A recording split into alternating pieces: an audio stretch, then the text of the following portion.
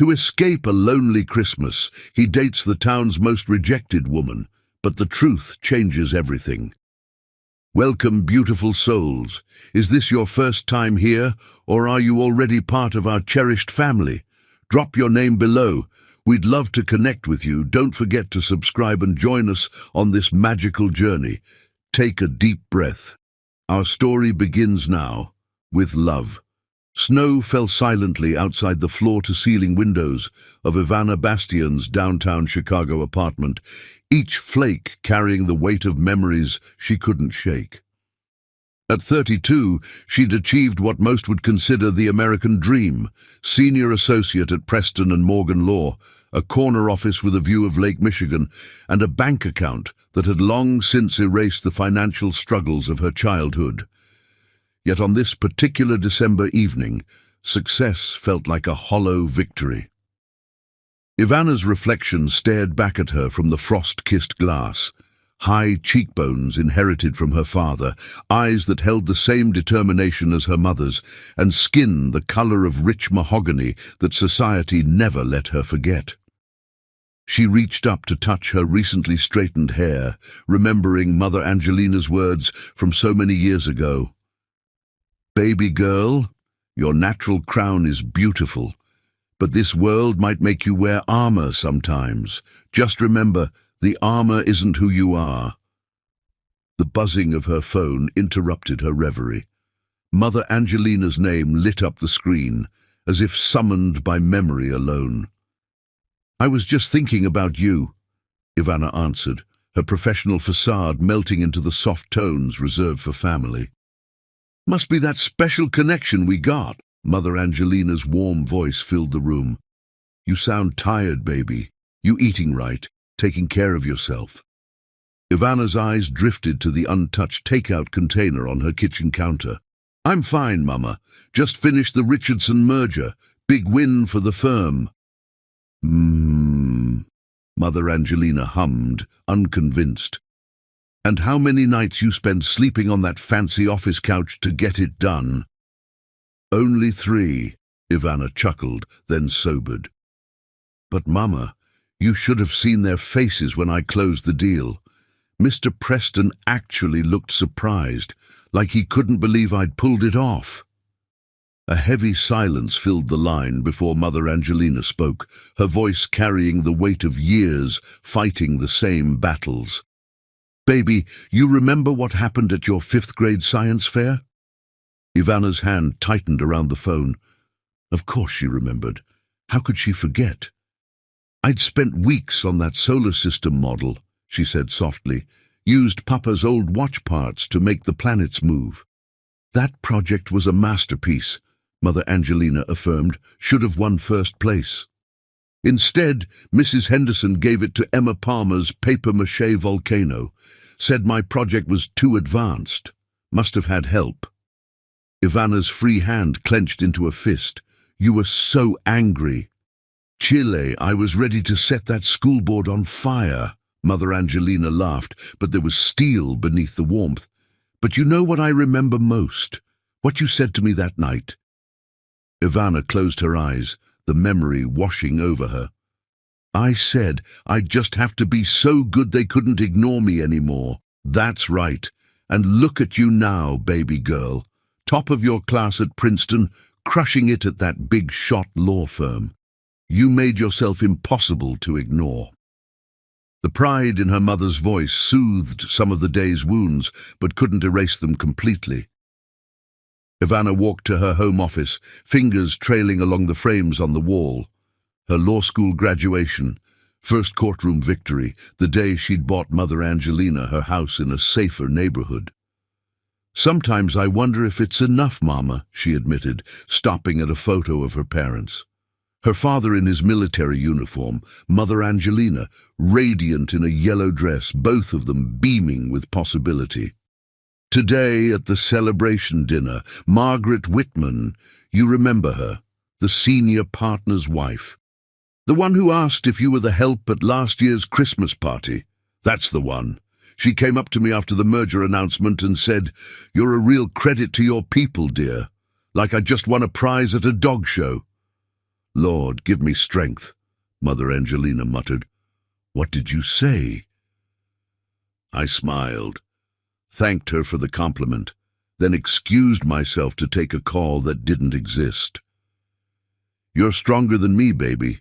In my day, I might have accidentally spilled my drink on that expensive dress of hers.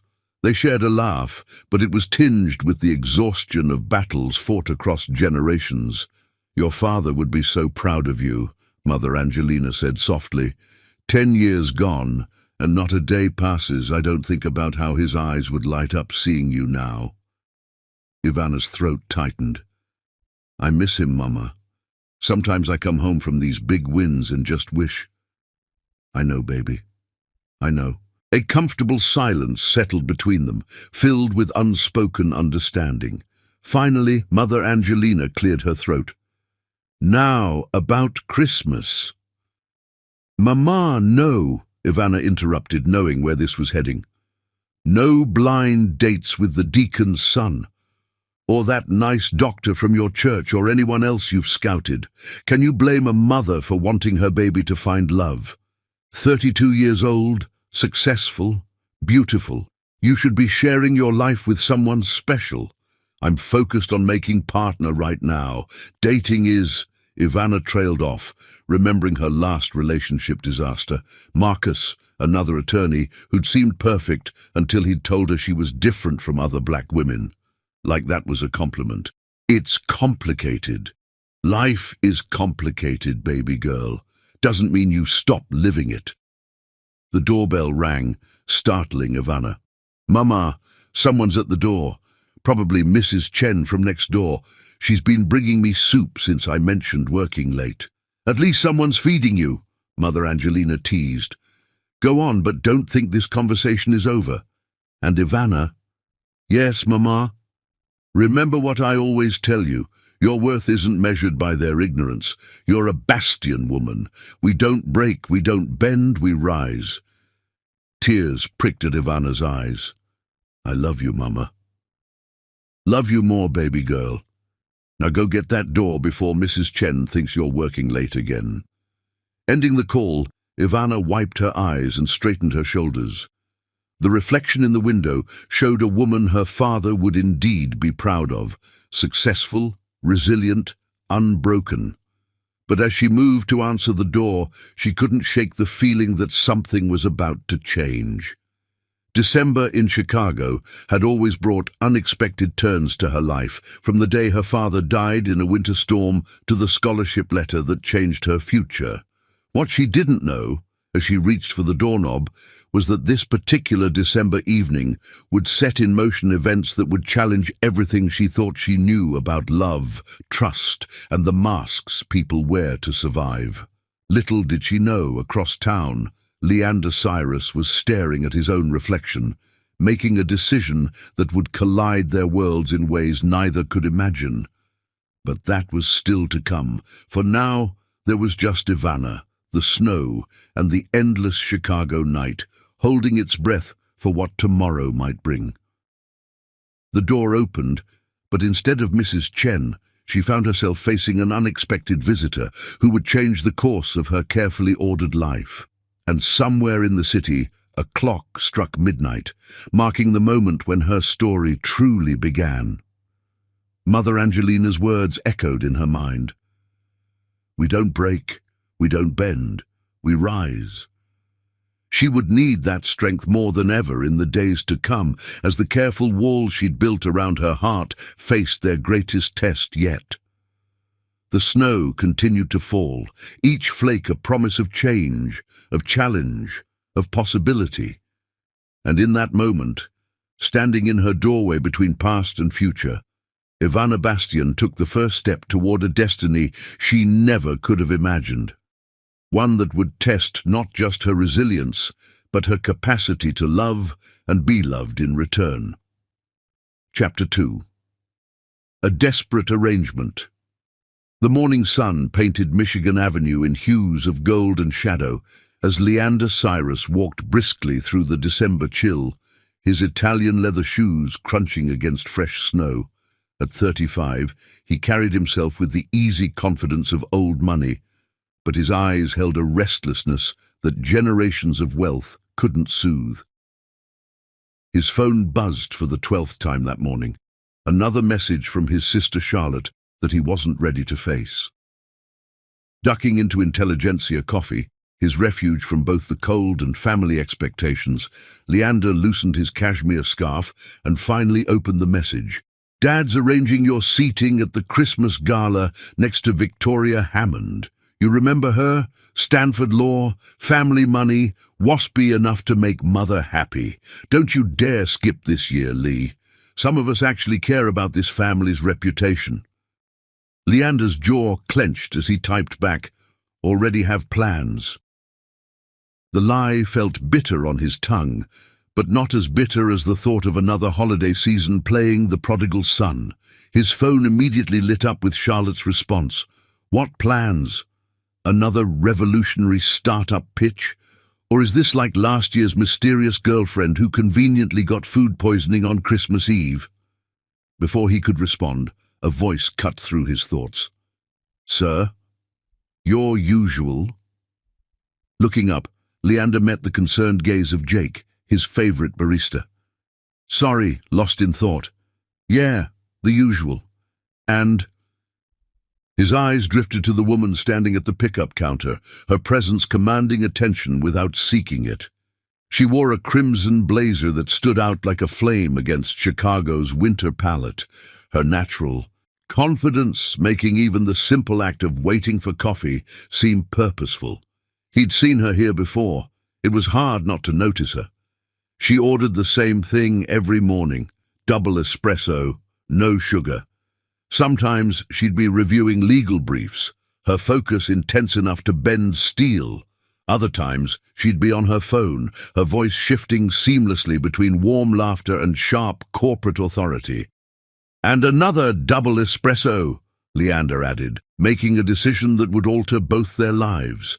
"For the lady in red," Jake raised an eyebrow, but nodded, used to Leander's occasional generous moods. As he prepared the drinks, Leander's phone buzzed again, this time with a message from his father. "Charlotte tells me you're being difficult about Christmas. Again, the Hammond girl could be good for you. Better than wasting more of your trust fund on pipe dreams." The familiar mix of anger and disappointment churned in his stomach. 6 years ago, he'd walked away from Cyrus International to pursue his own vision, sustainable energy solutions that could transform communities. His father had called it a phase, then a rebellion, and finally a disappointment. The last in a long line of ways Leander had failed to be the son Lawrence Cyrus wanted. "Here you go," Jake said, sliding 2 cups across the counter. "Good luck." Taking a deep breath, Leander approached the woman in red. Up close, he noticed details he'd missed from afar, the subtle arch of her eyebrows as she read something on her phone, the way her fingers drummed a gentle rhythm against her leather portfolio, the quiet strength in her posture that seemed to dare the world to underestimate her. "Excuse me," he said, holding out the coffee. "I believe this is your usual—" She looked up, surprise flickering across her features before being replaced by careful assessment.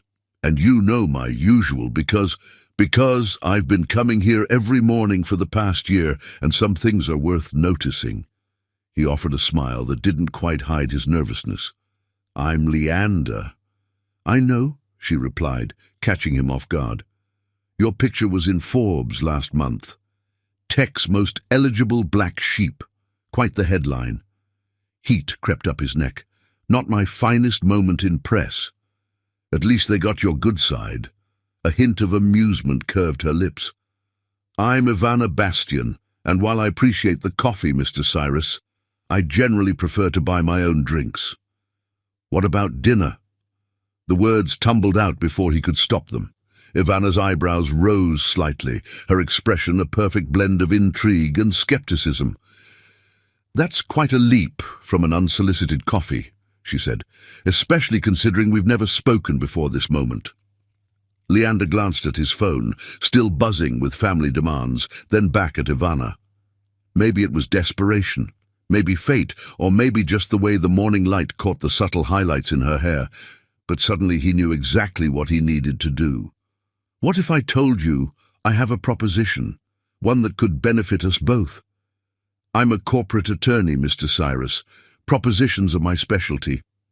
She checked her watch, a vintage Cartier that spoke of both success and taste. You have exactly 7 minutes before my first meeting. Make them count. Taking a seat at a nearby table, Leander laid out his situation. The demanding family, the Christmas expectations, the mounting pressure to conform to a life he'd spent years escaping. So, you want a fake girlfriend for Christmas? Ivana's voice held equal parts disbelief and amusement. That's creative. I want a partner, Leander corrected. Someone brilliant enough to hold their own with my family, successful enough to be beyond reproach, and independent enough to understand why this arrangement makes sense. And you think I fit that description because I've seen you handle conference calls in 3 different languages, because you carry yourself like someone who's fought for everything they've earned, and because right now you're not dismissing me. You're calculating whether this could work in your favor too. Ivana sat back, studying him with new interest. You're more observant than your reputation suggests. My reputation suggests a lot of things. Most of them are wrong. He leaned forward, lowering his voice. Look, I know how this sounds, but my family's Christmas celebration isn't just holidays and presents. It's a 2-week production at our Aspen estate, complete with charity galas, business meetings, and enough social politics to fill a Machiavelli novel. And you think bringing home a black girlfriend will somehow improve this situation? The edge in her voice could have cut diamonds. Leander met her gaze steadily. I think bringing home someone who terrifies them with their competence might finally get them to see me, the real me, not the disappointment they've created in their minds. So I'd be what? Your shield? Your statement. You'd be my partner in what I promise will be the most interesting Christmas of your life. He pulled out a business card, writing on the back. Here's what I'm offering. 2 weeks in Aspen, all expenses paid, plus a consultant's fee that might interest you. In return, you help me show my family that success doesn't have to follow their narrow definition. Ivana took the card, her eyes widening slightly at the number he'd written. That's generous. That's desperate, he corrected with a self-deprecating smile, but it's also an opportunity. 2 weeks of luxury, networking with some of the most powerful families in the country, and the chance to make a few privileged people very uncomfortable just by being yourself.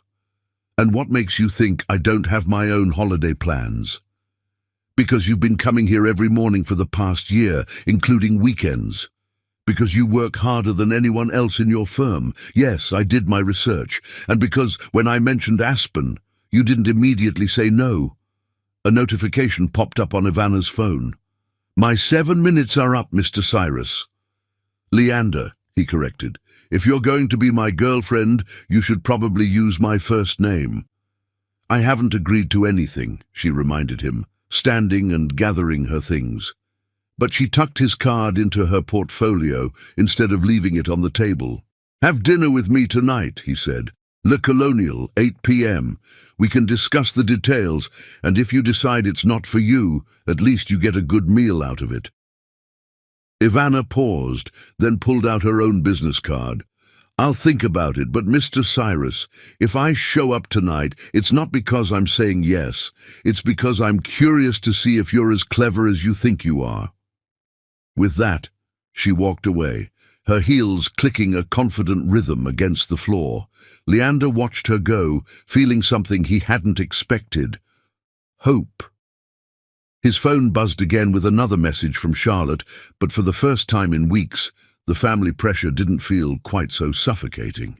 Jake appeared at his elbow, clearing the empty cups. So, that looked intense. That looked like the beginning of something, Leander replied, still staring at the door where Ivana had disappeared. I'm just not sure what.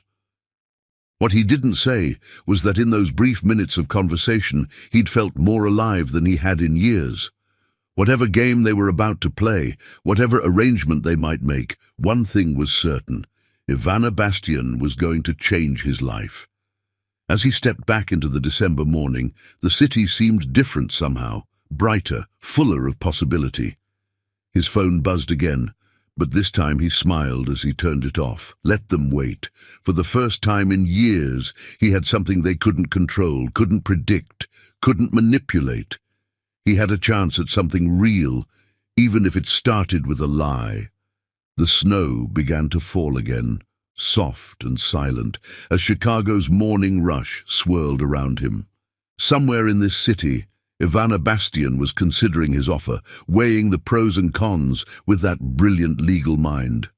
And Leander Cyrus, black sheep of one of America's wealthiest families, found himself praying she'd say yes to what might be the craziest proposition of both their lives. Chapter 3. Terms and Conditions. Le Colonial's soft lighting cast intimate shadows across the white tablecloth as Ivana studied the man sitting across from her. Leander Cyrus had loosened his tie, his earlier corporate polish giving way to something more authentic.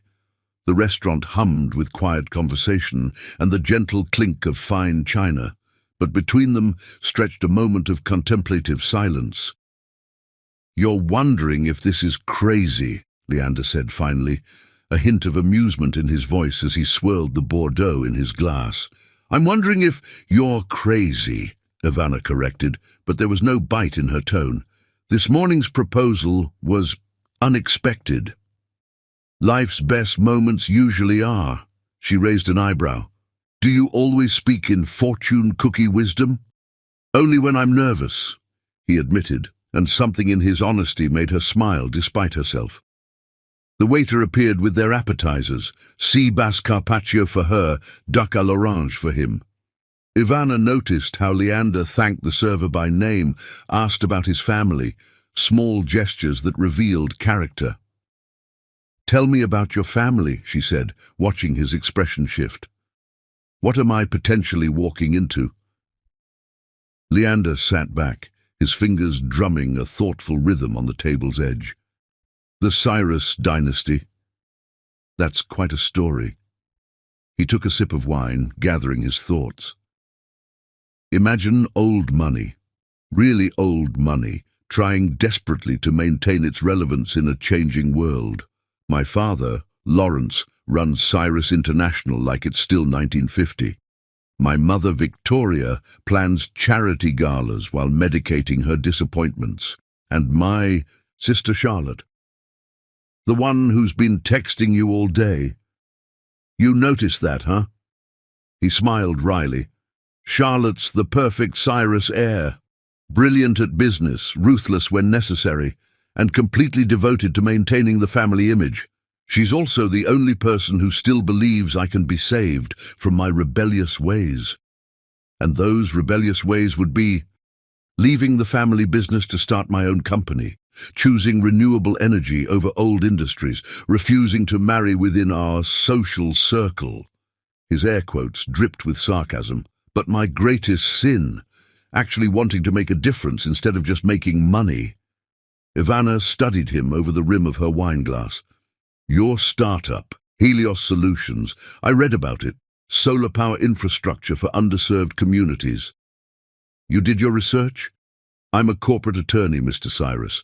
Due diligence is my specialty." She set down her glass. "But what I couldn't find in my research was why. Why leave a guaranteed fortune to risk everything on a startup?"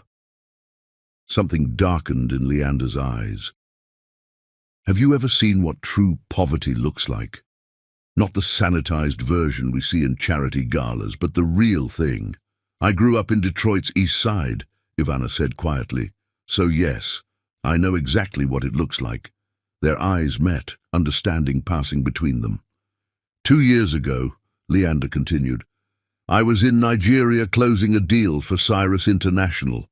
Standard procedure, buy up local resources, maximize profit margins. But there was this village near our operation site. No electricity, no running water. Kids doing homework by kerosene lamps when they could afford the fuel. And there I was, representing a company worth billions, haggling over land rights. What happened? I saw myself through their eyes. This privileged American, playing with their futures like it was just another business transaction. That night I couldn't sleep. Kept thinking about all the wealth my family had accumulated over generations and how little of it actually made a difference in the world. So you walked away. I walked towards something better, he corrected. Helios Solutions isn't just about profit, it's about possibility. We're developing solar technology that's affordable, sustainable, and accessible to communities that have been ignored by traditional energy companies. Noble goal, Ivana murmured, but I'm guessing your family didn't see it that way. Leander's laugh held no humor. My father called it a charitable phase at first. Then when I refused to come back to Cyrus International, he started undermining my investor meetings, spreading rumors about my stability. Classic Lawrence Cyrus tactics. And yet you still go home for Christmas. Family is complicated. He leaned forward, his voice dropping. Which brings us back to why we're here. I don't just need a date for Christmas, Ivana. I need someone who understands what it's like to fight for your place in the world. Someone who won't be intimidated by old money or old prejudices. Someone who'll make them uncomfortable just by existing, she said bluntly. Someone who'll make them question their assumptions, he countered. About me, about success, about everything they think they know. The main courses arrived. Her herb-crusted salmon and his beef tenderloin creating a momentary pause in the conversation. Ivana used the interruption to gather her thoughts. Let's say I agree to this arrangement, she said finally. What exactly would it entail? Leander's face lit up with possibility. 2 weeks in Aspen starting December 20th. The Cyrus family Christmas extravaganza includes charity galas, business meetings, ski trips, formal dinners, the full high society circus. We'd need a convincing backstory, of course. How we met, how long we've been dating. 3 months, Ivana interrupted. Long enough to be serious about bringing me home for Christmas, not so long that people would question why they hadn't heard of me before. See? This is exactly why I need you. That brilliant legal mind. Save the flattery, Mr. Cyrus. Let's talk specifics. What's my role in this performance? Just be yourself, he said simply. Brilliant, accomplished, entirely too good for me. The goal isn't to appease my family. It's to challenge them. And what do I get out of this, besides your generous consulting fee? Besides 2 weeks at one of Aspen's most exclusive resorts. His eyes twinkled. Access to some of the most powerful business networks in the country, potential clients for your firm, and the satisfaction of watching a bunch of privileged people squirm when they realize they can't dismiss you. You make it sound almost fun. It could be, he said softly, with the right partner. Ivana felt something shift in the air between them, a current of possibility that had nothing to do with their proposed arrangement. She thought about Mother Angelina's words from that morning. Life is complicated, baby girl. Doesn't mean you stop living it. I have conditions, she said finally. Name them. First, we need to get our story straight, every detail. I won't be caught in a lie because we didn't coordinate our backstory. Agreed, we can work on that together. Second, this stays strictly professional, no real emotions, no complications. Of course, he said, though something flickered in his eyes. Third, I need to be able to walk away if things get too uncomfortable. No questions asked, full payment honored. You have my word. Ivana took a deep breath, hardly believing what she was about to say. Then, Mr. Cyrus, I believe we have a deal. Leander, he corrected gently. If we're dating, you should probably use my first name. Leander, She tested the name, letting it roll off her tongue. And what's our story? How did the rebel tech entrepreneur and the corporate attorney fall in love? He grinned, reaching for the dessert menu. Well, it all started in a coffee shop on Michigan Avenue. As they spent the next few hours crafting their love story, neither could shake the feeling that they were writing something more than fiction. Outside, Chicago's winter wind howled past the restaurant's windows, but inside, in the warm glow of conspiracy and connection, two people who had spent their lives fighting to be seen were finally seeing each other. Mother Angelina's words echoed in Ivana's mind. Life is complicated, baby girl. Looking at Leander's animated face as he described his family's Christmas traditions, she couldn't help but think that complicated didn't begin to cover what she was getting herself into. But maybe, just maybe, that was exactly what she needed. The evening stretched on, their conversation flowing as naturally as the wine, and somewhere between planning their fictional first date and debating their favorite books, the lines between arrangement and authenticity began to blur. Neither was ready to acknowledge it yet, but as they finally stepped out into the cold Chicago night, something had shifted. "So," Leander said, helping her into her coat, "ready to be my Christmas miracle?" Ivana laughed, the sound carrying across the quiet street. "Ready to be your Christmas chaos, more likely." "Even better," he smiled, and for a moment they stood there, snow falling softly around them, two people on the brink of something neither could predict. The game was set, the players chosen, the stage prepared. All that remained was to see who would break first, the masks they wore, or the hearts they were trying to protect. Chapter 4. Ghosts of Christmas, Past. The week following their dinner at Le Colonial unfolded like a carefully choreographed dance. What began as practice dates to establish their cover story evolved into something neither Ivana nor Leander had anticipated. Moments of genuine connection that caught them both off guard. On a crisp Sunday afternoon, they found themselves walking along Lake Michigan's frozen shoreline. The winter sun cast long shadows across the snow-dusted beach as Ivana shared stories of her childhood in Detroit. "Mother Angelina worked 3 jobs after Dad died," she said, her breath forming clouds in the cold air. "Hospital cafeteria during the day, cleaning offices at night, and weekends at the church daycare. She never complained, never let me see her cry. But sometimes I'd wake up at night and hear her praying, just asking for the strength to make it one more day." Leander listened intently, his steps matching hers. "How old were you when he passed?" 12. He was a military man, served 2 tours in Afghanistan, survived war only to die on an icy Detroit highway. She paused, watching a seagull wheel overhead. The irony wasn't lost on any of us. That must have been incredibly hard. It was, but Mother Angelina, she's something else. You know what she did with the military death benefits? A small smile played at her lips. She could have moved us to a better neighborhood, bought a newer car.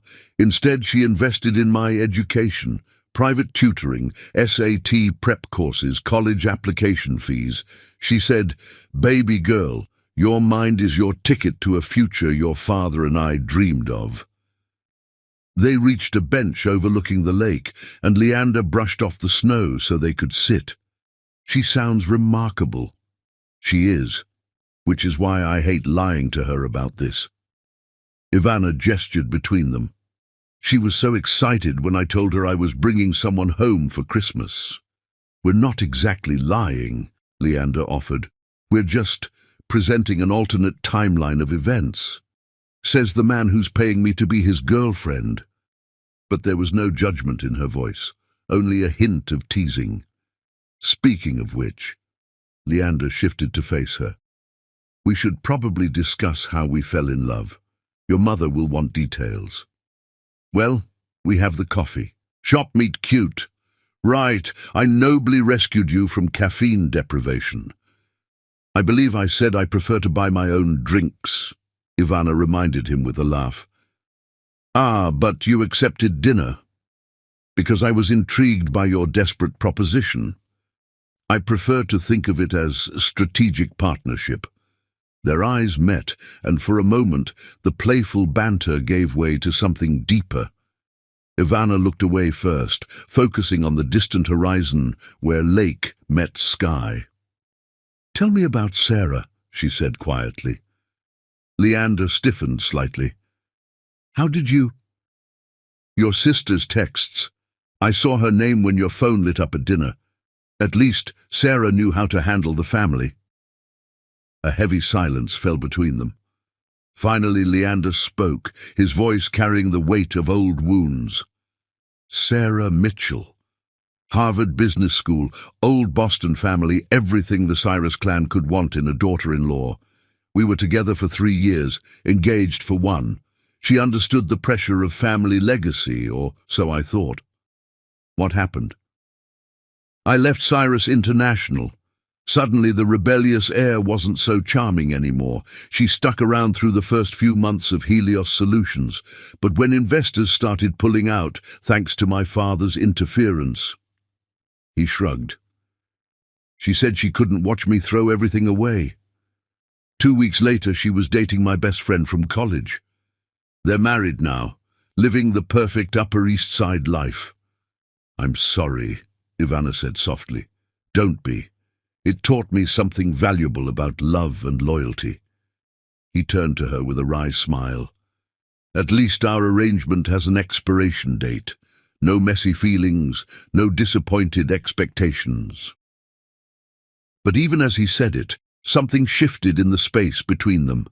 Ivana found herself studying his profile, the strong line of his jaw, the subtle flecks of gold in his brown eyes, the way his mouth curved slightly at the corners, even in repose. "Your turn," he said suddenly. "My turn?" "To share a ghost. Fair's fair." Ivana considered deflecting, but something about the moment, the quiet beach, the distant sound of waves, the strange intimacy they'd built over the past week, made her want to be honest. "His name was Marcus," she said finally. "Another attorney, worked for a rival firm. We met at a bar association event, started dating. Everything was perfect until he told me I was different from other black women. Like it was a compliment." She laughed, but the sound held no humor. "When I called him out on it, he said I was being too sensitive, that I should be flattered he saw past my race. Please tell me you destroyed him." "Better. I beat him in court 3 months later. A case he thought was a sure win. The look on his face when the judge ruled in my favor." Now her laugh was genuine. "Sometimes justice wears a black robe and carries a gavel," Leander grinned. "Remind me never to get on your bad side." "Too late, Mr. Cyrus. You already hired me to deceive your entire family." "Best decision I've ever made." The words hung in the air, heavy with implications neither was ready to examine. A gust of wind off the lake made Ivana shiver, and without thinking, Leander shrugged off his coat and draped it over her shoulders. "I don't need," she began. "I know you don't need it," he interrupted gently. "But sometimes it's okay to accept help, even if you don't need it." The gesture reminded her of her father, who used to do the same thing on cold Detroit mornings while walking her to school. The memory, combined with the warmth of Leander's coat and the sincerity in his eyes, made something flutter in her chest, something dangerous and unexpected. "We should practice dancing," she said abruptly, standing up. "If there are going to be galas, we need to look convincing on the dance floor." "Now? Here? Why not?" She held out her hand, grateful for the chance to shift the energy between them. "Show me what those expensive boarding school lessons taught you." Leander stood, taking her hand with exaggerated formality. "My lady." Don't push it. But she was smiling as he pulled her into a proper dance frame, humming a waltz under his breath. They moved together on the snowy beach, their footprints creating patterns in the fresh powder. To any observers, they must have looked crazy, or crazy in love. "Your family will expect a story," Ivana said as they turned, "about when we knew this was real." "The truth often works best for lies," Leander replied. "We'll tell them about walking on the beach in winter, dancing like fools in the snow, sharing our stories. Just leave out the part where you're paying me. Just that one detail." They continued to dance, their movements growing more natural with each step. Ivana tried to ignore how well they fit together, how easily they'd fallen into this rhythm. It was just practice, she reminded herself. Just another detail to perfect for their performance.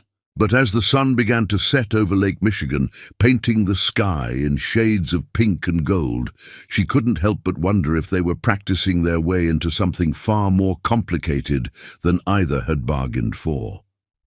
"Penny for your thoughts?" Leander asked, noticing her distraction. "Just wondering what your family will make of all this, of me. They'll be shocked, scandalized, and thoroughly thrown off balance." He smiled down at her. "It will be magnificent. And what about after? When the holidays are over and we go back to our real lives?" Something flickered in Leander's eyes. Regret, fear, hope. But before he could answer, his phone buzzed with another message from Charlotte. Reality crashed back in, reminding them both why they were really here. Ivana stepped back, letting her hands fall from his shoulders. "We should head back," she said. "It's getting cold." "Right. Of course." Leander checked his phone, his expression closing off. "Charlotte's asking about our Christmas travel arrangements. We should probably figure those out." And just like that, they were back to business. But as they walked back along the beach, their footprints overlapping in the snow, neither could shake the feeling that something had shifted, that the ghosts they'd shared had somehow made room for new possibilities, new dangers, new ways to break the hearts they'd both worked so hard to protect. The sun disappeared behind the Chicago skyline, taking with it the magic of their afternoon. But the warmth of Leander's coat still wrapped around Ivana's shoulders, and the echo of their dance still hung in the air, a reminder that sometimes the most convincing lies grow from seeds of truth. Chapter 5. Rehearsal Dinner. The exclusive Chicago Club's crystal chandeliers cast a warm glow over the annual Preston and Morgan Holiday Gala, but Ivana Bastian felt anything but warm. She stood at the edge of the ballroom, watching the city's legal elite mingle and network, playing their usual games of power and prestige. Her crimson gown, a Vera Wang that had cost a month's salary, felt like armor against the subtle glances and whispered comments. "Darling, you look absolutely stunning." Margaret Whitman's voice carried across the marble floor, dripping with the false warmth Ivana had come to expect from the senior partner's wife.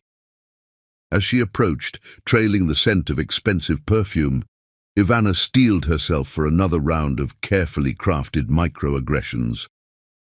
"Mrs. Whitman, how lovely to see you," Ivana replied, her professional mask firmly in place. "I was just telling the ladies how remarkable it is," Margaret continued, gesturing to her circle of socialite friends. "The way you handled the Richardson merger, quite impressive for someone of your background." Before Ivana could respond, a familiar voice cut through the tension. "Actually, handling multi-billion-dollar mergers is rather standard for someone of Ivana's exceptional talents." Leander appeared at her side, looking devastating in a perfectly tailored tuxedo. He handed her a glass of champagne and slipped an arm around her waist with practiced ease. They'd been rehearsing such moments all week. Margaret's eyes widened with recognition. "Leander Cyrus, I had no idea you two were—" She trailed off, looking between them with poorly concealed shock. "Dating?" Leander supplied cheerfully. For several wonderful months now. Though I must say, watching Ivana in action during the Richardson merger was quite the aphrodisiac. Nothing quite like corporate law to spark romance. Wouldn't you agree, Mrs. Whitman? The older woman's face flushed. Well, how unique. Charlotte didn't mention. My sister doesn't know everything about my life, thankfully. Leander's smile remained pleasant, but his eyes held a warning. Though I'm sure she'll be thrilled to meet Ivana at our family Christmas celebration next week. Margaret retreated hastily, no doubt rushing to spread the gossip. As soon as she was out of earshot, Ivana let out a breath she hadn't realized she was holding. My hero, she said dryly, but gratitude colored her tone. Consider it practice for Aspen. Leander's hand remained at her waist, warm and steadying. Though I must say, you handled prejudice with far more grace than I would. Years of practice. Ivana took a sip of champagne. Did you see her face when you mentioned Christmas with your family? I thought she might faint. Wait until she calls Charlotte. The news will hit the Chicago social circuit like a bomb. Speaking of bombs, Ivana nodded toward the entrance, where Jonathan Preston III, the firm's managing partner, was making his way toward them. Ms. Bastian, Preston's voice boomed with artificial joviality. And Mr. Cyrus, what an unexpected pleasure. I wasn't aware you two were acquainted. More than acquainted, Leander replied smoothly. Though I must thank you, Jonathan. If your firm hadn't recognized Ivana's brilliant legal mind, we might never have met. Preston's smile tightened. Yes, well, we pride ourselves on diversity of talent. Indeed, Ivana interjected, her tone razor-sharp beneath its polish, though I prefer to think of it as recognizing excellence, regardless of its package. A tense moment passed before Preston forced a laugh. Of course. You'll be pleased to know the board is considering you for junior partner, Ivana. Your work on the Richardson merger was noteworthy. How generous, Leander commented before Ivana could respond. Considering she single-handedly saved the deal when Harrison dropped the ball. Tell me, Jonathan, is Harrison being considered for partner as well? Or does mediocrity only get rewarded when it comes in certain colors? Preston's face darkened. Now see here, Cyrus. Actually, Ivana cut in, her voice steady despite her racing heart. I'd love to hear the answer to that question, especially since Harrison's billable hours are 20% lower than mine, and he's lost 2 major clients this year alone. The orchestra chose that moment to start a new song, a slow waltz that filled the awkward silence. Dance with me, Leander said, not really asking. He led Ivana away from Preston, who stood sputtering by the champagne fountain. On the dance floor, they moved together with the easy grace they'd perfected during their beach practice. Other couples gave them a wide berth, as if their defiance of social norms might be contagious. That was quite a performance, Ivana murmured. Who says I was performing? She looked up to find him watching her with an intensity that made her breath catch. Leander. I know, he said quietly. Just practice. But seeing how they treat you, how they try to diminish you, it makes me want to burn their whole privileged world down. My very own revolutionary. Someone has to be. They danced in silence for a moment, both acutely aware of the eyes watching them, the whispers circulating through the crowd. Thank you, Ivana said finally, for having my back. Always. The word held more weight than either expected. Later that night, after they'd made their strategic exit and Leander had insisted on driving her home, they sat in his Tesla outside her building, neither quite ready to end the evening. Well, Ivana said, breaking the comfortable silence, I'd say that was a successful dress rehearsal. Indeed, though I'm not sure how much was actually rehearsal. Leander turned to face her. You know this changes everything, right? After tonight, there's no going back. The Chicago social scene will be buzzing about us. Isn't that what we wanted, to make it convincing? Yes, but... He hesitated. I need to know you're ready for what's coming. My family, their friends, they'll make Margaret Whitman look like an amateur. Ivana thought about Mother Angelina's words from so long ago. Baby girl, your worth isn't measured by their ignorance. She'd lived by that truth her entire life, fighting for every inch of respect in a world that seemed determined to deny it. I've been dealing with people like your family since I was old enough to understand what racism looks like in a designer dress, she said. The only difference now is I have a partner in crime. Leander's face softened. Partner in crime. I like that. Don't get too attached. 2 weeks, remember? Right, 2 weeks. But something in his tone suggested he was already too attached, and worse, she might be too. As she got out of the car, Leander called after her. Ivana? Yes. You really did look stunning tonight, and I don't mean just the dress. She felt her cheeks warm. Good night, Mr. Cyrus. Good night, Miss Bastian. Watching his car disappear into the Chicago night, Ivana couldn't shake the feeling that their carefully constructed plan was starting to crumble around the edges.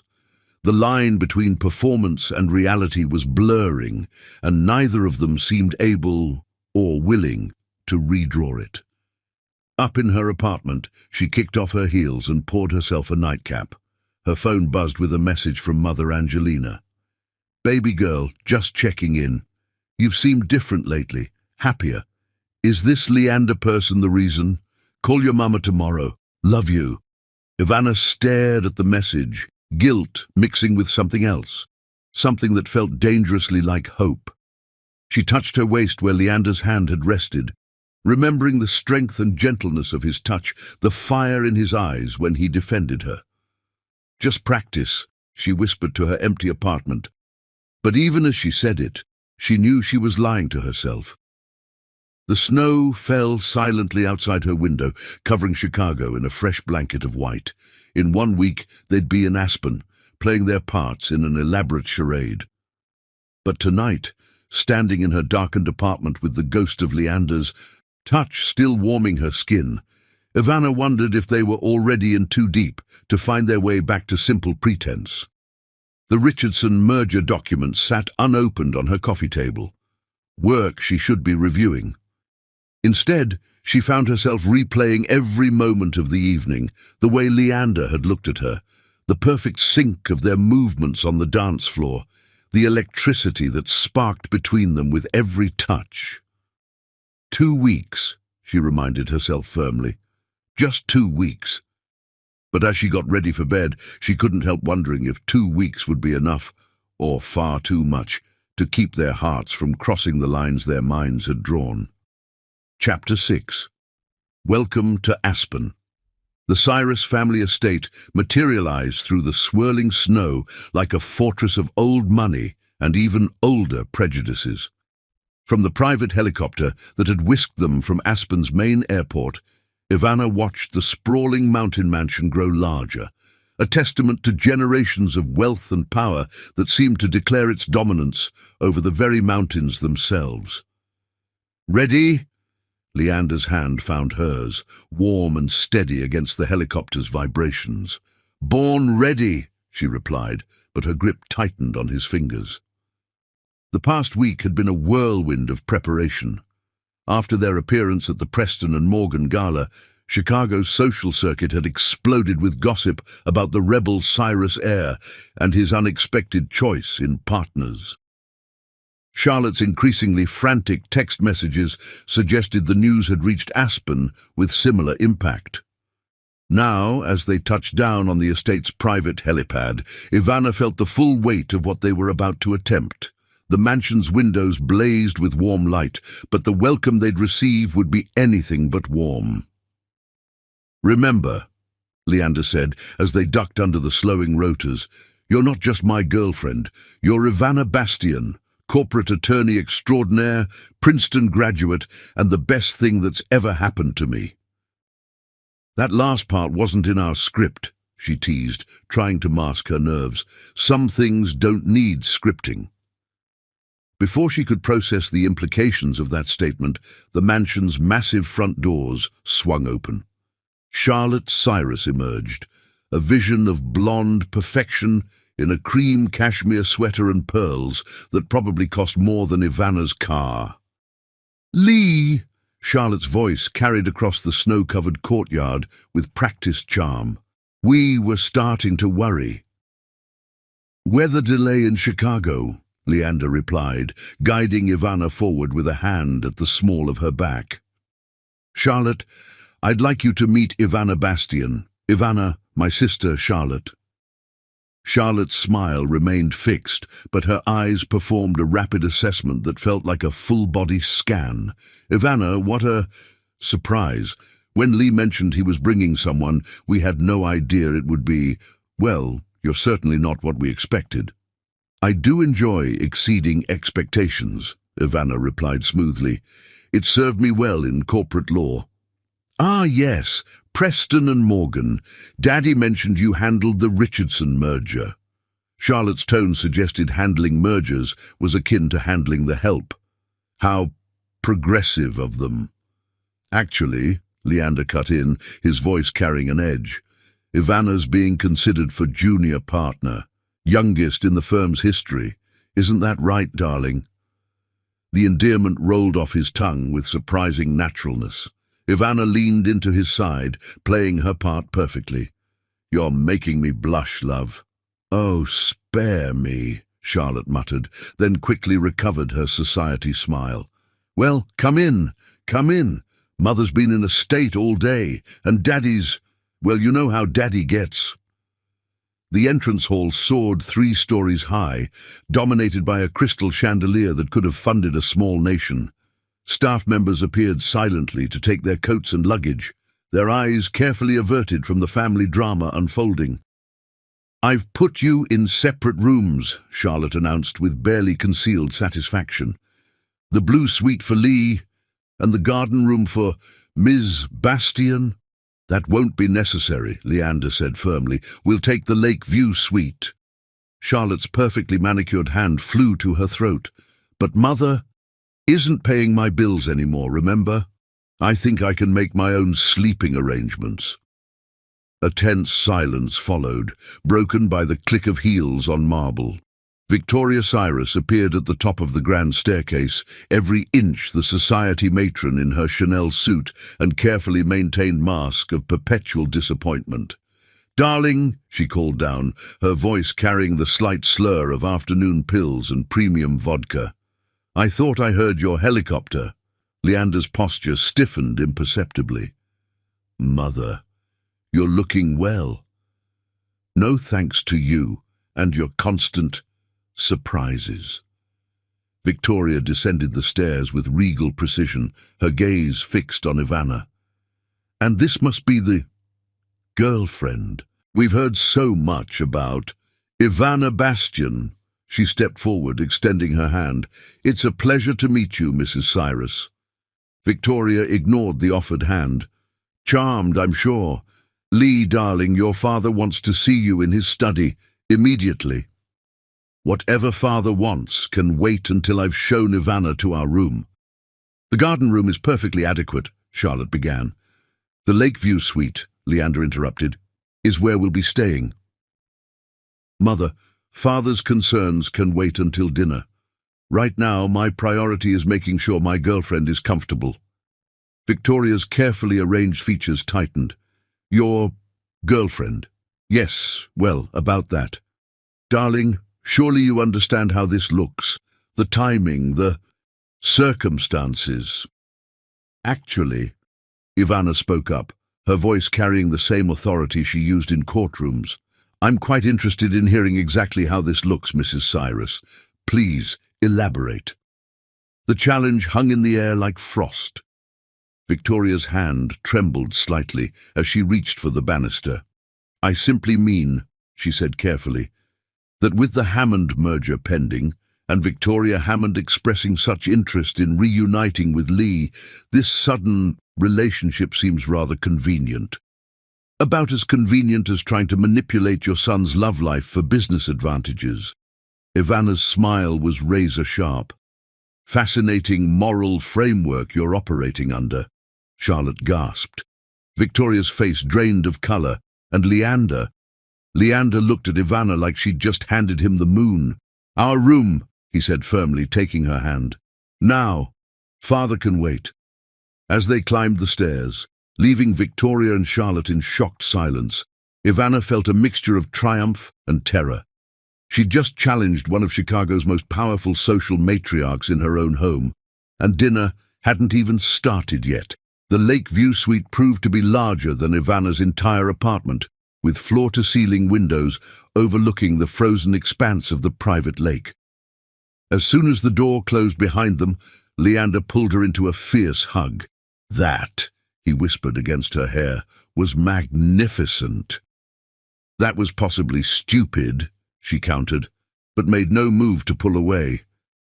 "I may have just made this whole 2 weeks significantly more difficult, or significantly more interesting."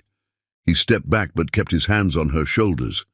"Do you know how long I've wanted to see someone stand up to my mother like that? I thought we were supposed to be subtle." Subtle went out the window the moment Charlotte tried to separate us. Besides ... His eyes sparkled with mischief. "You have to admit, this is more fun."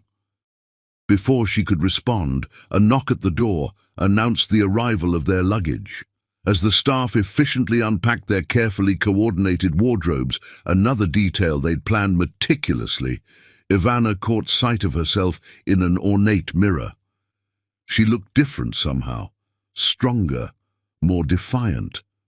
Or maybe that was just the reflection of Leander watching her with undisguised admiration. "Dinner's at 8, he said once they were alone again. "Black tie, full formal, maximum drama." "Should I wear the red Vera Wang? Really give your mother something to clutch her pearls about?" "God, you're perfect." The words slipped out before he could catch them, and for a moment neither of them breathed. "Leander..." "I know," he cut her off quickly. "Just practice. Just pretend." But as they began preparing for dinner, moving around each other with domestic familiarity they'd developed over the past week, Ivana couldn't help but wonder how much of this was still pretense and how much had become dangerously real. The answer, she suspected, would reveal itself over the next 2 weeks.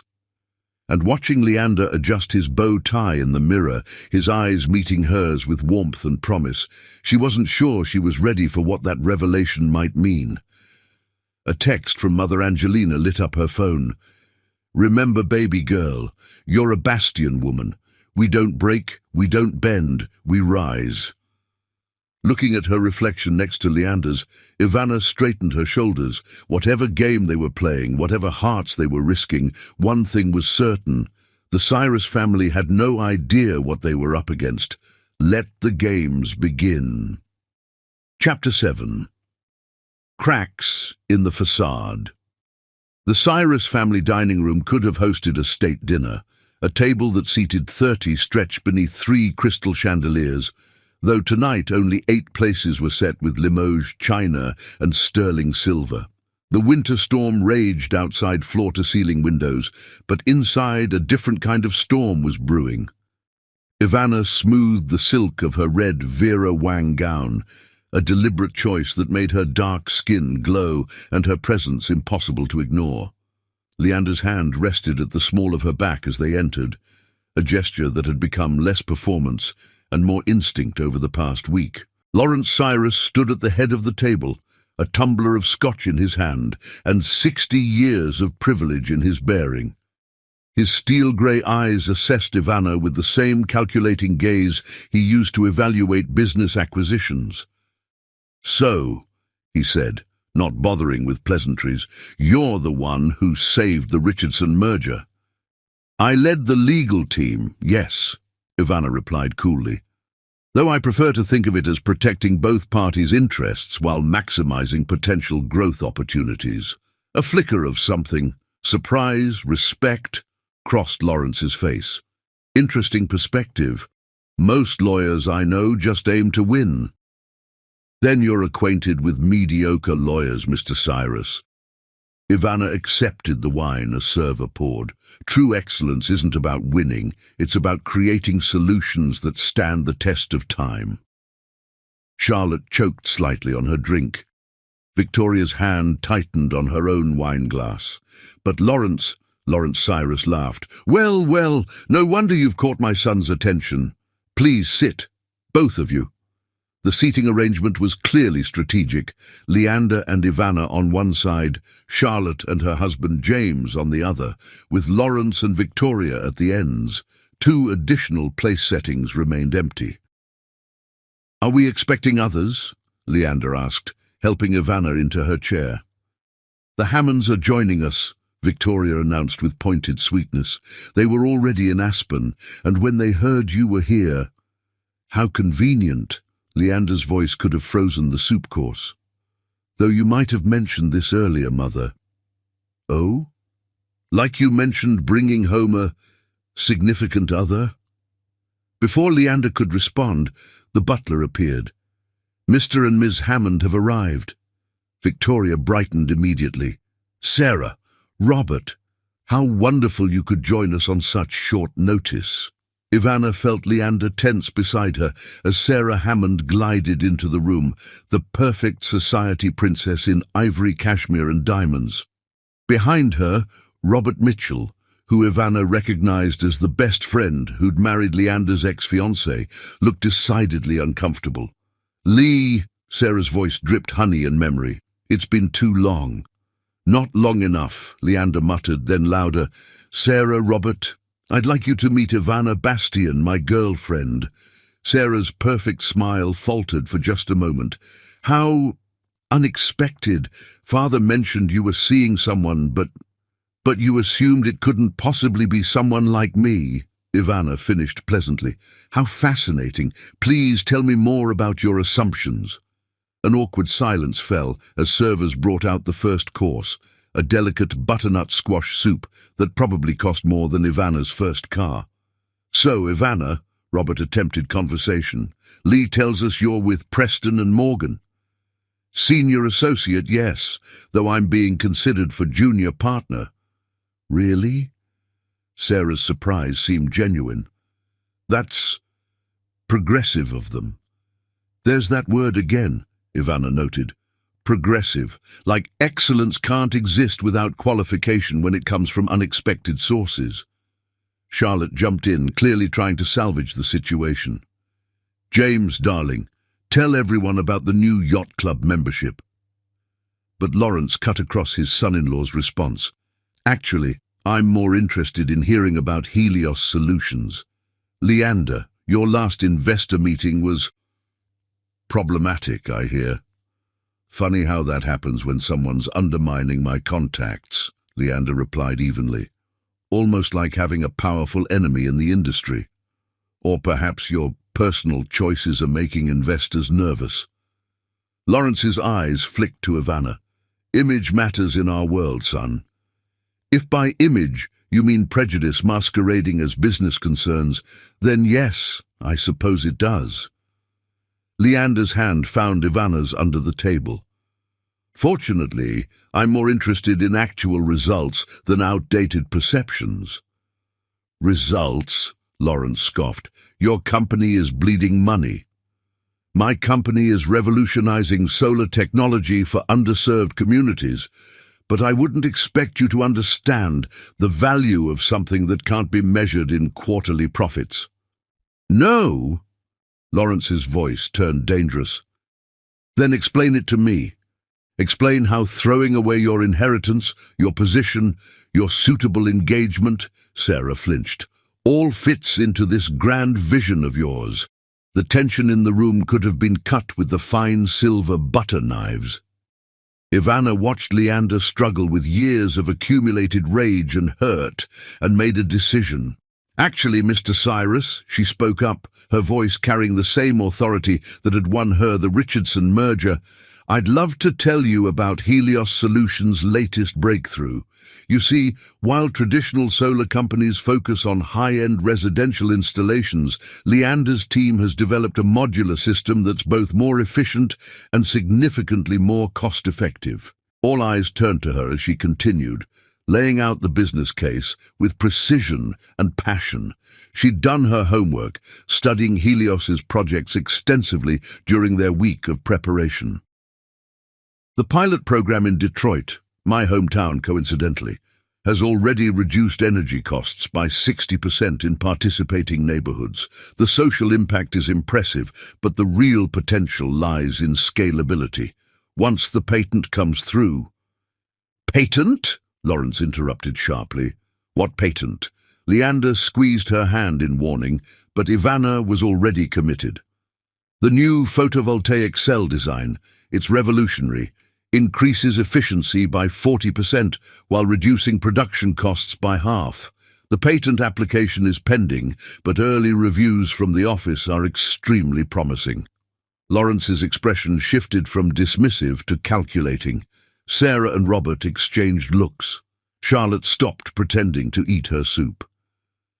You never mentioned a patent, Victoria said to Leander, because it wasn't relevant to anyone but my team, he replied tightly, and it still isn't. On the contrary, Lawrence set down his scotch. This changes everything, a patent like that, with Cyrus International's resources behind it. No, Leander's voice was firm. Helios remains independent. Don't be foolish, son. You've made your point with this little rebellion, but it's time to come home. Bring your patents, your technology. We can make it work within the family business. And what about my actual family? Leander stood suddenly, his chair scraping against expensive hardwood. What about the woman I love? Is she welcome in this grand reconciliation plan? The word love hung in the air like a thunderclap. Ivana's heart stuttered. This wasn't part of their script. Victoria recovered first. Darling, be reasonable. Certain arrangements can be made for discretion, but marriage is about more than emotion. It's about legacy, about proper partnerships. Sarah understands this, don't you, dear? Sarah nodded, though she wouldn't meet anyone's eyes. Robert shifted uncomfortably in his chair. I see, Leander said quietly. So nothing's changed. It's still all about appearance, about what's proper and suitable. Well, let me be clear. I love Ivana. She's brilliant, beautiful, and more suitable than anyone you could choose for me. And if you can't accept that, you can keep your resources, your reconciliation, and your racism disguised as concern. He turned to Ivana, who sat stunned by the intensity of his declaration. Shall we, darling? I suddenly find myself without an appetite. Moving on autopilot, Ivana stood. The room had gone deathly quiet, except for the storm raging outside. Miss Bastian, Lawrence called as they reached the door. A word of advice. Patents are public record once approved. If you're playing some kind of game with my son... The only game being played here, Mr. Cyrus, Ivana turned back with steel in her voice, is the one where you try to control your son through his company's success. But you've overlooked something crucial. Leander doesn't need your money or your approval. He's already achieved something far more valuable. He's become a man worth loving for who he is, not what he represents. With that, they left the dining room, leaving behind untouched soup and shattered pretenses. They didn't speak as they climbed the stairs to their suite, both processing the weight of words said and unsaid. Only when their door closed behind them did Leander break the silence. I'm sorry, he said softly. I shouldn't have dropped that bomb about the patent. Or the other thing. Ivana turned to face him, her red dress catching the light like flame. Did you mean it? Which part? Any of it. All of it. Their eyes met, and in that moment all the careful walls they'd built began to crumble. Yes, he whispered. God help me, but yes! The storm raged on outside their windows, but inside, something else entirely was brewing. Something that threatened to destroy their carefully constructed arrangement and rebuild it into something far more dangerous, far more real, and neither of them seemed able to stop it. Chapter 8. Midnight Confessions. The conservatory of the Cyrus estate was a cathedral of glass and tropical warmth, defying the Colorado winter that raged outside. At midnight, with only starlight filtering through the glass dome, it became a sanctuary for secrets and truth. Ivana couldn't sleep after the dinner's revelations. She'd left Leander pacing in their suite, his declaration of love hanging between them like an unexploded bomb, and found herself wandering the mansion's shadowed halls until she discovered this hidden paradise. I thought I might find you here. Leander's voice startled her from her contemplation of a rare orchid. He stood in the doorway, jacket discarded, bow tie undone, looking more vulnerable than she'd ever seen him. How did you know where to look? She asked, not quite meeting his eyes. Because this is where I always came to think. He moved closer, his footsteps echoing on the stone path. When I was a kid, hiding from my father's expectations, when Sarah left me for Robert, when I decided to leave Cyrus International, something about this place, it makes the truth easier to face. And what truth are you facing tonight? He stopped a few feet away, close enough to touch, but maintaining a careful distance. That I'm not pretending anymore, maybe I never was. The admission hung in the humid air between them. Ivana's heart thundered in her chest, but her voice remained steady. Leander, I know what we agreed, he interrupted. No real emotions, no complications. But seeing you tonight, watching you defend me, stand up to my family, understand my vision for Helios when even Sarah couldn't. He ran a hand through his hair in frustration. You're extraordinary, Ivana Bastian, and I'm tired of pretending I'm not falling in love with you. 1,000 responses flashed through her mind, practical ones, protective ones, professional ones. But what came out was, I'm scared. The simple honesty of it seemed to draw him closer. Of what? Of believing this is real. Of letting myself feel something that started as a business arrangement. Of... She gestured around the conservatory. All of this, your world, your family, the weight of their judgment. You've faced worse. Have I? She turned to face him fully. The racism I've dealt with my whole life, that's obvious enemy. But this is more insidious. It's polite smiles and subtle digs and progressive compliments. It's Victoria suggesting arrangements can be made as long as they're discreet. It's your father suddenly interested in Helios only after learning about the patent. I know, he said softly. I'm sorry about the patent revelation. I should have warned you. That's not the point, Leander. The point is... She took a shaky breath. The point is, I'm starting to care too much. About Helios, about your dreams, about you, and caring makes you vulnerable. He closed the distance between them, taking her hands in his. You want to know something I learned watching you this past week? Vulnerability isn't weakness, it's courage. Every time you walk into a room full of people who've decided to judge you before knowing you, every time you excel despite their expectations, every time you stay true to yourself, that's strength. Says the man who hired a fake girlfriend to avoid his family's manipulation. Says the man who found real love pretending to be in love. His thumb traced patterns on her palm. Tell me you don't feel it too. The touch sent shivers up her arm. Leander. Tell me this is still just an arrangement. Tell me your heart doesn't race when I'm near. Tell me you don't lie awake at night wondering if 2 weeks will be enough time together or far too much time to keep pretending. Instead of answering, she told him a truth of her own. When I was 7, my teacher asked the class to draw their future. All the other girls drew princesses and brides. I drew a woman in a business suit standing alone. Mother Angelina asked me why she was alone, and I said, because then no one can tell her she's not enough. Leander's eyes softened with understanding. And now I'm terrified because for the first time in my life, I want more than being enough on my own. I want partnership. I want trust. She squeezed his hands. I want things I'm not sure I can have. Why not? Because this started as a lie. Because your world will never fully accept me. Because in a week, we're supposed to go back to our separate lives and pretend none of this happened. Then let's stop pretending. He released one of her hands to cup her face. Let's be honest about how we met, about why we're here, about everything. My family already disapproves. Might as well give them a real reason. A watery laugh escaped her.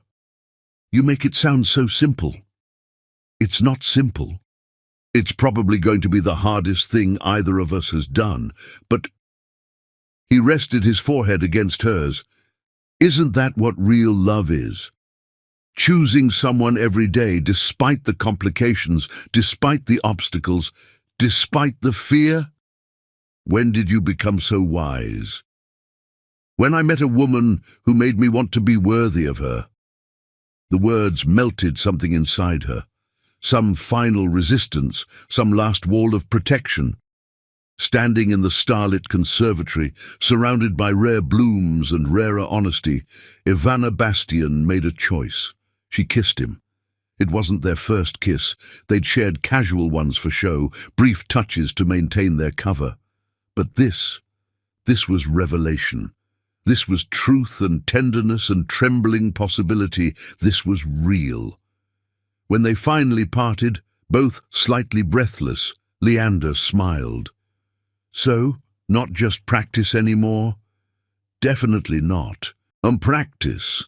She straightened his collar, a gesture that had become habit over the past week. But Leander, if we're doing this, really doing this, we need a plan. Your father isn't going to stop trying to control Helios. Sarah and Robert's presence isn't a coincidence, and I refuse to let our relationship be used as leverage against either of us. His smile widened. There's that brilliant legal mind I love. Love. She tested the word, letting herself believe it. It's terrifying. Terrifying, he agreed, but worth it. They stayed in the conservatory until dawn, planning and dreaming and sharing truths they'd never told anyone else. Leander spoke about his brother's overdose, the family tragedy that was never discussed but shaped everything. Ivana revealed her fears about making partner, about always being seen as the diversity hire, no matter how hard she worked. As the sun began to paint the glass dome in shades of gold and rose, they finally made their way back to their suite. The mansion was stirring to life, staff preparing for another day of Cyrus family drama. Ready to face them? Leander asked as they reached their door. Ivana thought about Mother Angelina's words. We don't break, we don't bend, we rise.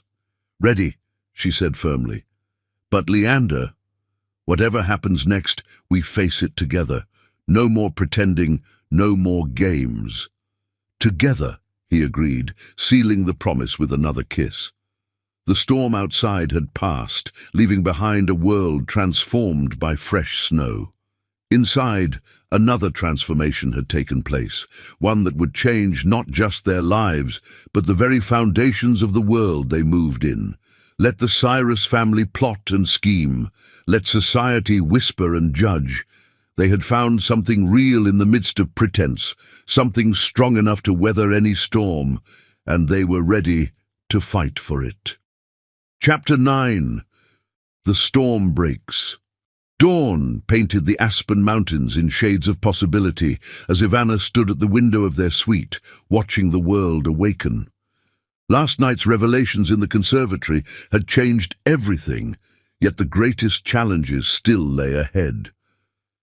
She felt Leander stir behind her, his reflection appearing beside hers in the glass. "You're thinking too loud," he murmured, wrapping his arms around her waist. "Someone has to." but she leaned back against him, drawing strength from his presence. "Your father will make his move soon." As if summoned by her words, a knock at the door announced the arrival of breakfast, and an unexpected visitor. Lawrence Cyrus stood in the doorway, impeccable in a bespoke suit despite the early hour. "A word, son?" His eyes flickered to Ivana. "Privately."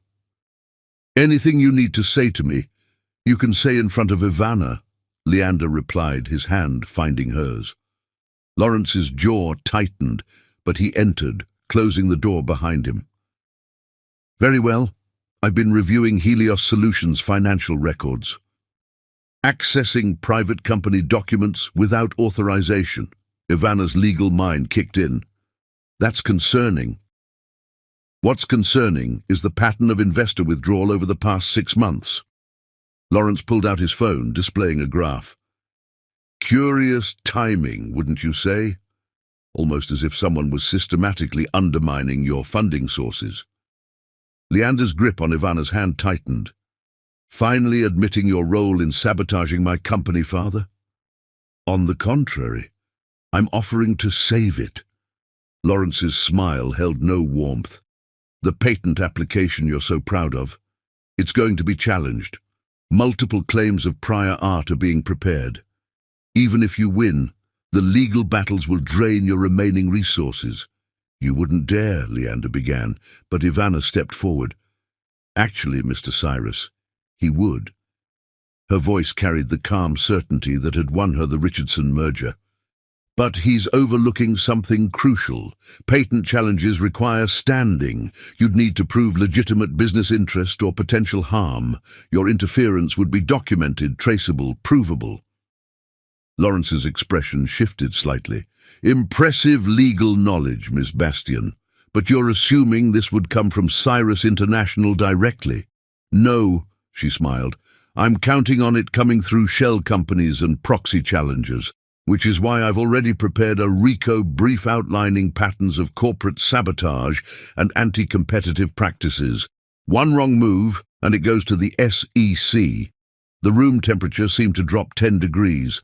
Lawrence studied Ivana with new eyes, not as his son's inappropriate girlfriend, but as a formidable opponent. "You've been busy," he said finally. "I believe in protecting what matters." She met his gaze steadily. "Whether that's groundbreaking clean energy technology or the man I love." "Love?" Lawrence scoffed. "You've known each other for what, 3 months? This is infatuation, rebellion, perhaps even manipulation, but love. You want to talk about manipulation?"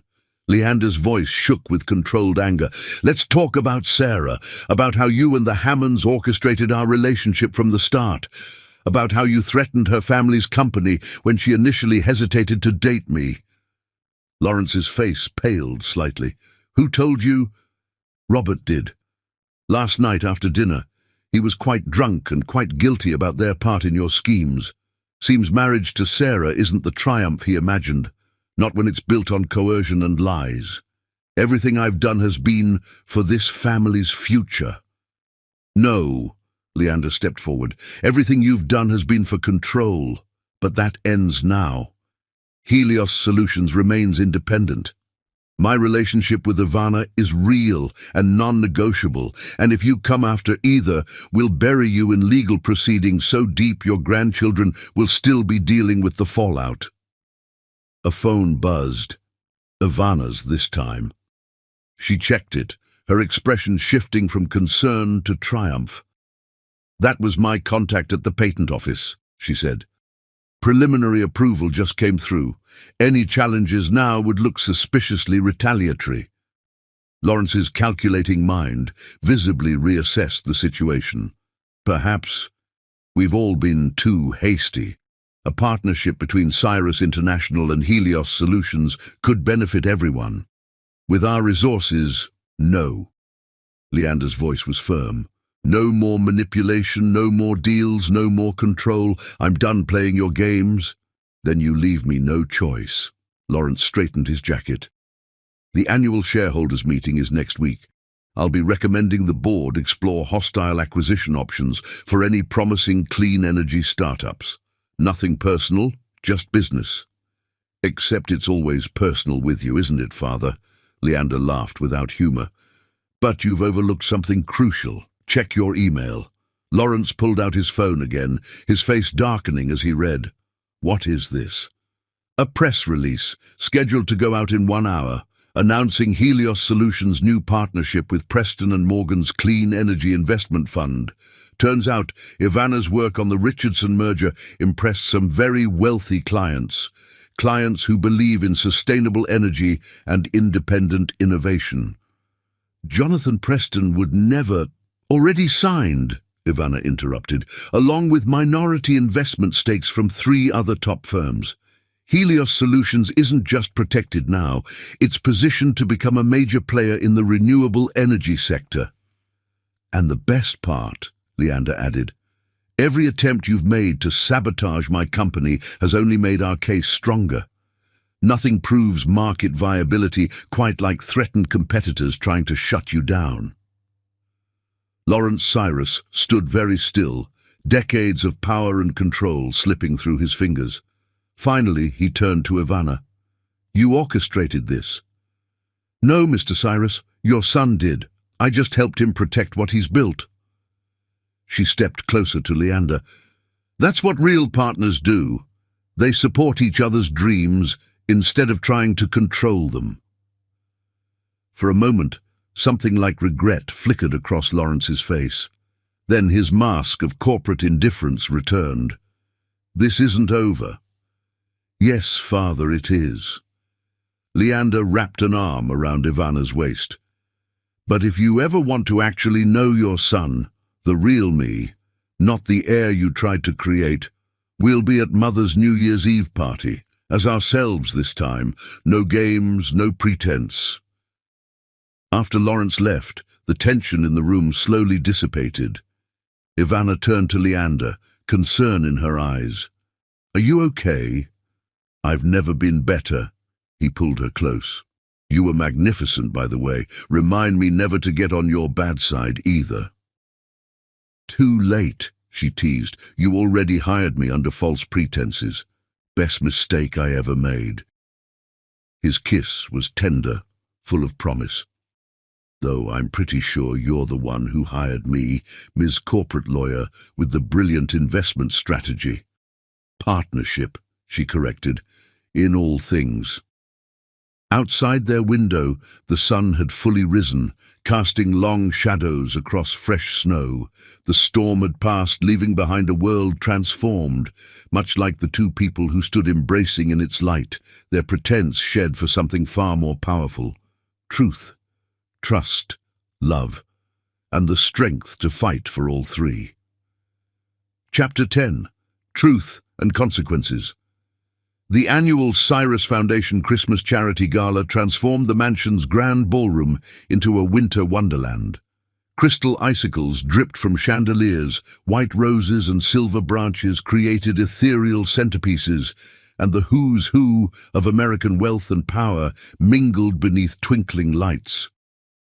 Ivana stood before the mirror in their suite, adjusting the drape of her silver gown, another Vera Wang creation that made her feel both powerful and exposed. After their confrontation with Lawrence that morning, every move they made carried extra weight. Stop, second. You guessing yourself? Leander said, appearing behind her in perfect black tie. You look breathtaking. It's not about how I look, though she smoothed the fabric again anyway.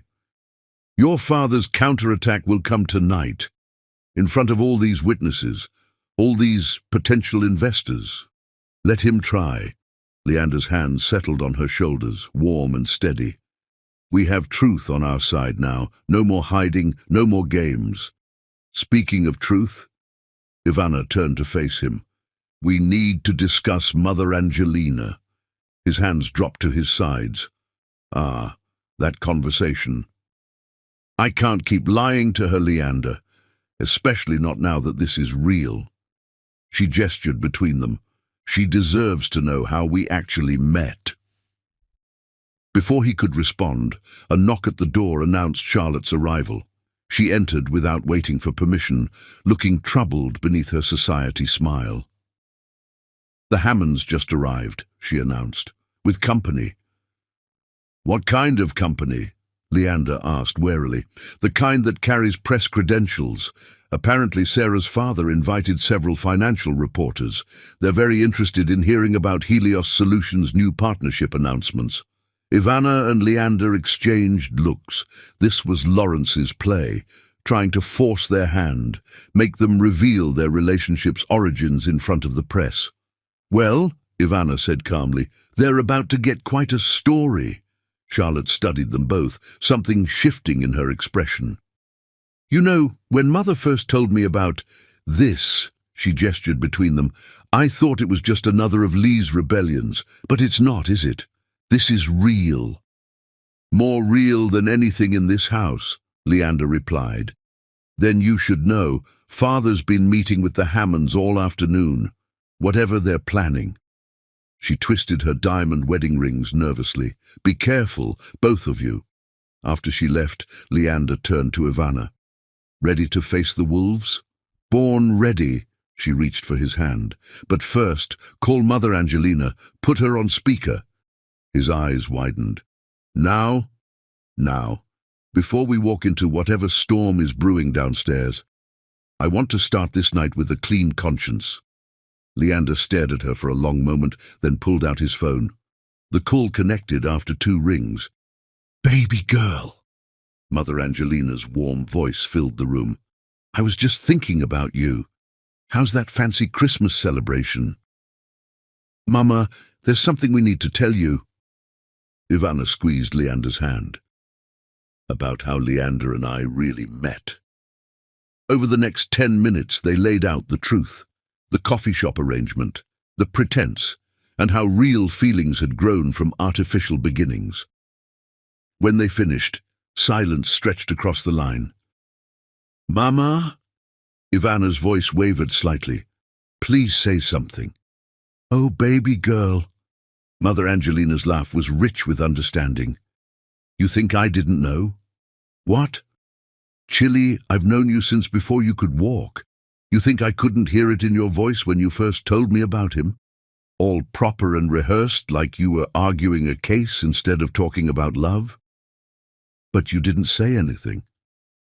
"Sometimes love needs a little room to grow, even if it starts in strange soil." Mother Angelina's voice softened. "The question is it real now?" "Yes," they answered in unison, then shared a smile. "Well then, that's what matters. Though Leander—" "Yes, ma'am?" He straightened instinctively. "You ever play games with my baby girl's heart again, they won't find enough of you to bury in that fancy family plot." "Yes, ma'am. I mean, no, ma'am. I mean, I love your daughter." "Humph. We'll see. Now go handle whatever rich folk drama you've got brewing. And Ivana." "Yes, Mama?" "Remember what I always tell you." Ivana's voice joined her mother's.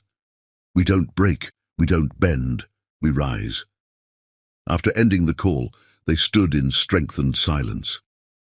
Then Leander pulled Ivana close, pressing his forehead to hers. "Thank you," he whispered. "For what?" "For making me brave enough to face the truth." The sound of orchestra music drifted up from the ballroom. Ivana stepped back, smoothing Leander's bow tie. "Ready to face more truth?" "With you?" "Always." They descended the grand staircase together, all eyes turning to track their entrance. The whispers started immediately, about Ivana's obvious beauty, about Leander's protective stance, about what their public appearance meant for Cyrus International's future. Sarah Hammond stood with her father near the champagne fountain, her perfect smile faltering as she watched them pass. Robert hovered nearby, looking increasingly uncomfortable with his role in the evening's drama. Lawrence and Victoria held court near the orchestra, she with a death grip on her champagne flute, he with calculation in his eyes as he spoke with a cluster of reporters. "Mr. Cyrus," one of the journalists broke away, approaching them with recorder extended. Is it true that Helios Solutions has secured major new investment? Any comment on rumors of a partnership with Preston and Morgan? Before Leander could respond, Lawrence appeared at their side. Perhaps we should discuss this somewhere more private. Actually, Ivana's voice carried just far enough to draw attention. I think this is the perfect setting to announce our news. After all, the Cyrus Foundation Gala has always celebrated innovation and progress, hasn't it? Lawrence's warning look went ignored as Leander raised his voice slightly. Indeed, Ivana and I would be honored to share some exciting developments about Helios Solutions' future. More reporters gathered, phones and recorders ready. Victoria drifted closer, her social mask cracking slightly. Sarah and her father exchanged worried glances. The truth is, Leander continued, his hand finding Ivana's, Helios Solutions represents more than just clean energy technology. It represents the future, one where success isn't measured by last names or social connections, but by innovation and integrity. And this new partnership? A reporter pressed. How does Preston and Morgan's investment fund fit in? It's a perfect alignment of values, Ivana answered smoothly. Both firms believe in supporting independent innovation and sustainable progress. The fact that we found each other. She smiled up at Leander, letting real feeling show. Well, sometimes the best partnerships grow from unexpected beginnings. Speaking of partnerships, Lawrence cut in smoothly. Perhaps this would be a good time to discuss the possibility of Cyrus International's involvement. I think we've had quite enough discussion of business arrangements, Victoria interrupted, her smile brittle. This is a charity gala, not a board meeting. But the reporters sensed blood in the water. Mr. Cyrus, the younger Mr. Cyrus, there are rumors that your father attempted to sabotage Helios Solutions' early funding. Any comment? Only that the truth has a way of coming to light, Leander replied diplomatically, just like love. A collective inhale rippled through the crowd. Sarah's champagne glass froze halfway to her lips. Love? The word echoed from several journalists' mouths. Yes, love. Leander turned to face Ivana fully. Would you like to tell them how we really met, darling? About coffee shops and arrangements, and how sometimes the best things in life start with a lie, but grow into the deepest truth. The room held its breath. Victoria swayed slightly. Lawrence's face darkened with fury. But Ivana, looking into Leander's eyes, felt nothing but certainty as she spoke. We met because he needed a fake girlfriend for Christmas, she announced clearly. He got a real partner instead, and anyone who has a problem with that, with us, can take it up with our team of corporate lawyers. The explosion of camera flashes and questions was immediate, but Leander and Ivana stood steady, hands clasped, faces serene. Let them ask their questions. Let them write their stories. The truth, once spoken, had a power all its own. This is outrageous, Lawrence sputtered. You're making a mockery of what, father? Your carefully maintained illusions. Your social prejudices disguised as business concerns? Leander's voice carried authority he'd inherited, but never used until now. The only mockery here is pretending that love and success have to follow your narrow definitions. The orchestra had stopped playing. The entire ballroom seemed frozen in tableau, watching this family drama unfold against a backdrop of crystal and silver. Then, from the back of the crowd, slow applause began.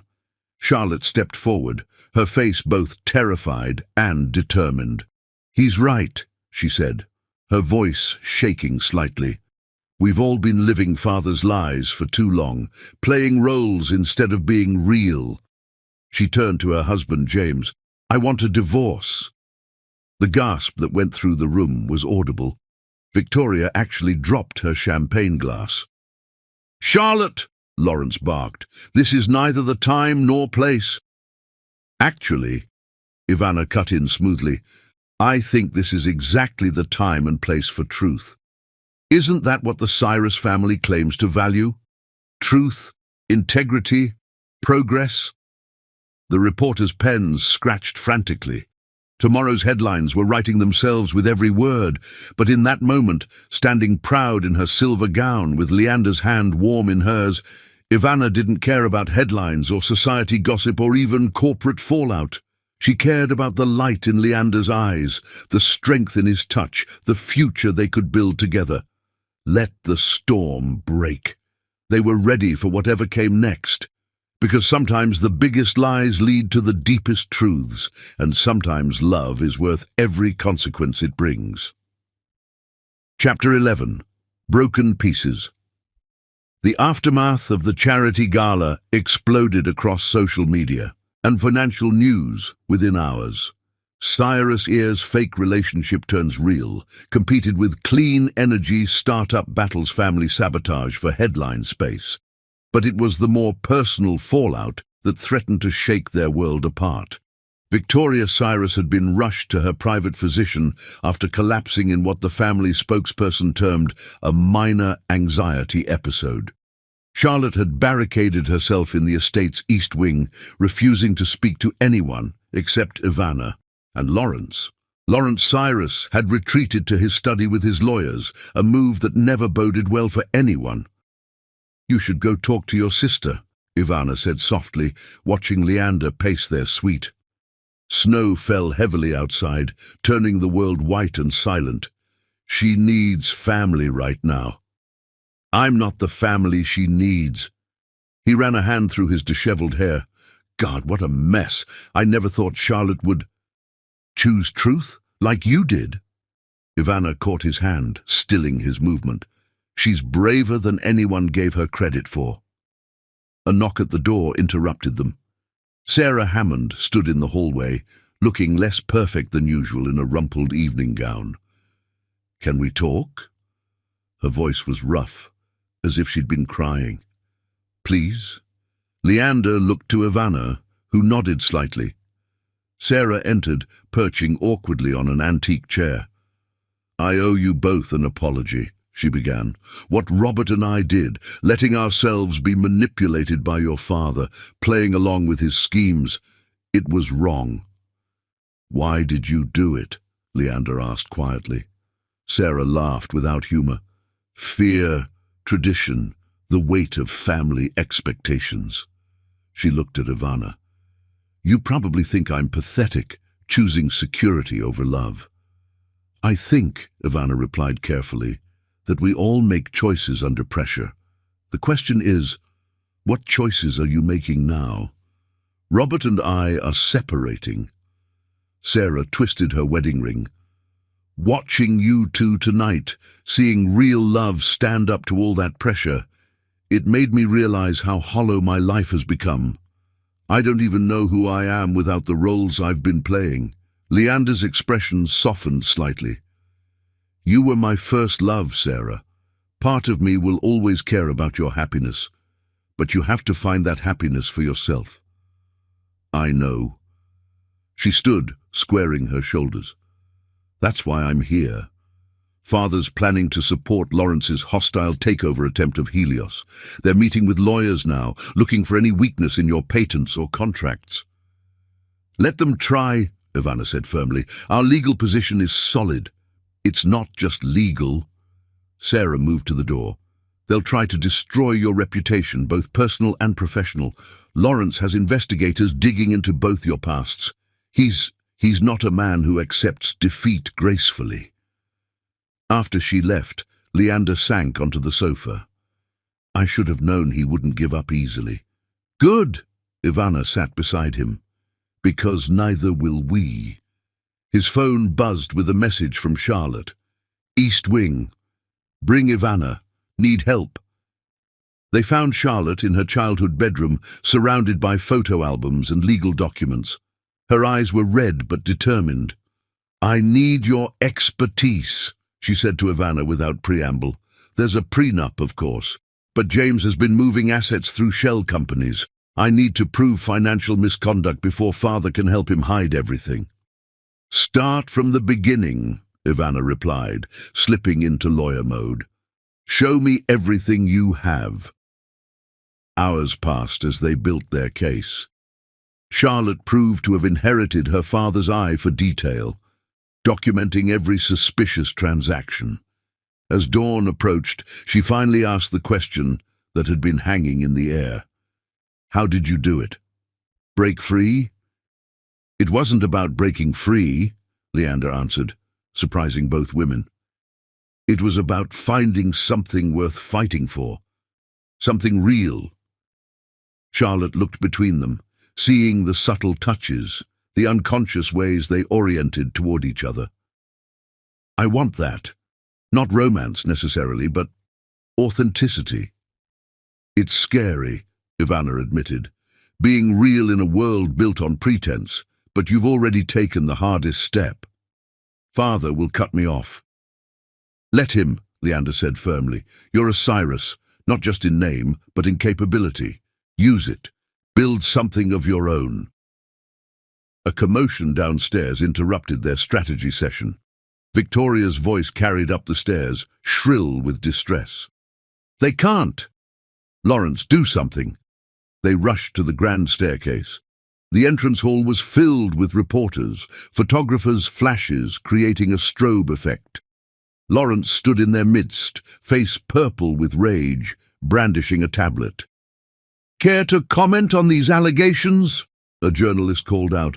Sources claim Cyrus International has been systematically sabotaging clean energy startups through shell companies and illegal market manipulation. Another voice. Is it true that Sarah Hammond's marriage was arranged as part of a business merger? And another, what about reports that Charlotte Cyrus is filing for divorce amid allegations of financial fraud?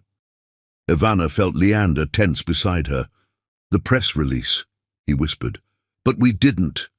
No, Charlotte stepped forward, head high. I did. Lawrence spun to face them. You dare? Yes, Father, I dare, Charlotte's voice rang through the hall. I dare to tell the truth about everything, the manipulations, the arranged marriages, the corporate sabotage, every dirty secret you've used to maintain control. You're no daughter of mine. No, she agreed sadly. I'm something better. I'm my own person. Victoria crumpled against the banister. Staff rushed to assist her, but she waved them away. Enough, she said, her voice stronger than anyone expected. Lawrence, that's enough.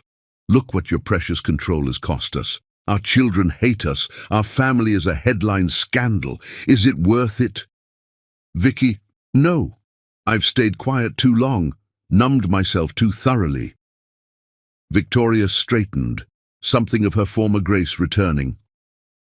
Charlotte, darling, I'll be your witness about James's financial dealings. I've known for years but was too medicated to act. Leander, your company deserves to succeed on its own merits, and Ivana... Everyone held their breath.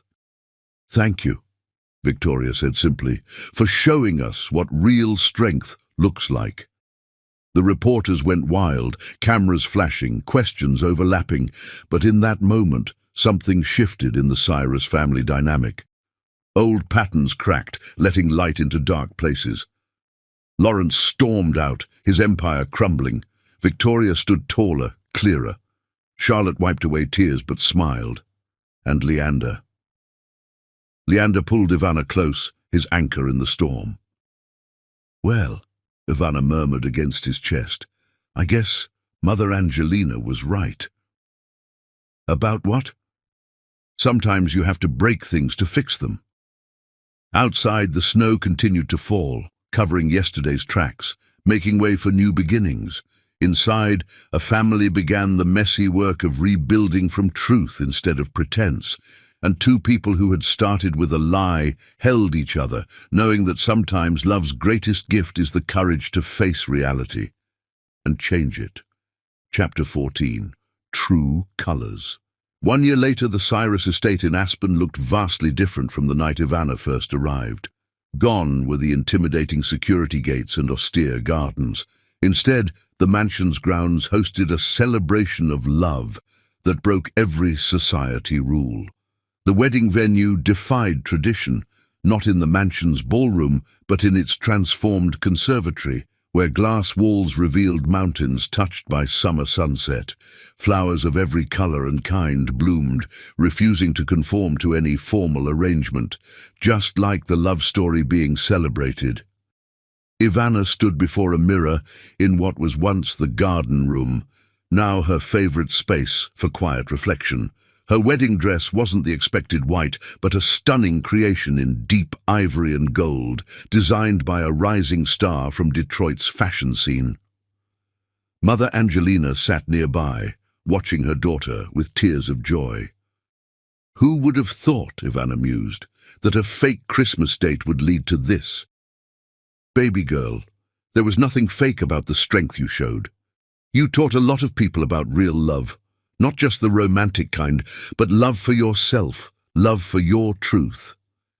The door opened as Charlotte entered, looking radiant in her matron of honor gown. Her own transformation over the past year had been remarkable, from society puppet to powerful CEO and advocate for corporate reform. You'll never guess who just arrived, Charlotte announced with a grin. Sarah and her new girlfriend. That women's empowerment retreat really changed her life. Good for her, Ivana said sincerely. Everyone deserves to find their truth. A knock at the door revealed Margaret Whitman, who had become an unexpected ally and friend. The Whitman Foundation's work with underprivileged communities had made real changes, inspired by Ivana's example. The guests are arriving, Margaret reported. And darling, you won't believe the message boards. True Colors Celebration is trending. Your story. It's giving hope to so many women who've been hurt, who felt they had to pretend to fit in. Because Ivana and Leander had chosen to make their wedding more than a celebration of their love. They'd turned it into a statement about authenticity, healing, and the power of choosing yourself. Among the guests were women from all walks of life. Corporate executives and community organizers, society mavens and single mothers. Many had their own stories of betrayal, of being told they weren't enough, of having to pretend to fit someone else's expectations. Remember what I always told you? Mother Angelina stood, adjusting Ivana's veil. We don't break. We don't bend, we rise, they said together. And look how high you've risen, baby girl, not by changing who you are, but by being brave enough to be yourself. The ceremony itself was a testament to that courage. Instead of traditional vows, Ivana and Leander had asked guests to share their own stories of transformation. Sarah spoke about finding herself after years of living a lie. Charlotte talked about the strength to choose authenticity over approval. Even Victoria Cyrus, now sober and reconnecting with her children, shared her journey of breaking free from society's golden cage. When it was time for their vows, Ivana faced Leander with tears and triumph in her eyes. A year ago, I was a woman afraid to trust love, convinced that success meant fitting into someone else's mold. You didn't just love me. You showed me that real love multiplies strength instead of diminishing it. That being true to yourself isn't just an act of courage, it's an act of revolution. Leander's voice shook with emotion as he responded. You taught me that sometimes the biggest lies lead to the deepest truths. That love isn't about perfect appearances or society's approval. It's about seeing someone's true colors and helping them shine even brighter. Their kiss was met with applause and tears, but the most powerful moment came during the reception. Ivana took the microphone, addressing the gathered crowd with the authority that had once won her the Richardson merger. To every woman who's been told she's not enough, who's been betrayed or asked to make herself smaller, you are not broken. You are not defined by someone else's inability to see your worth.